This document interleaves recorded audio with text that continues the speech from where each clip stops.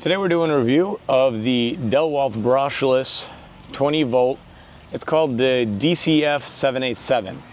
It's not the biggest one they have. It's a brushless impactor, but it's a nice portable size. It has an easy release, so whenever I put a bit into it, boom, to take it out, I just pull up on this little guy, can slip it right out. Battery, just like with any other DeWalts. I'm using a small flat nose profile one battery right now, but even when I have the bigger one, very easy, you just put it on, boom. It just helps make working on your car, working on anything a lot easier. So if I'm talking about getting in here, just put it on. It's an impactor, so just keep on knocking, get off some hard to remove nuts. Ooh, and just zaps it right off. And there. Makes certain jobs that could be a lot more tedious, God, this thing is gross, a lot easier.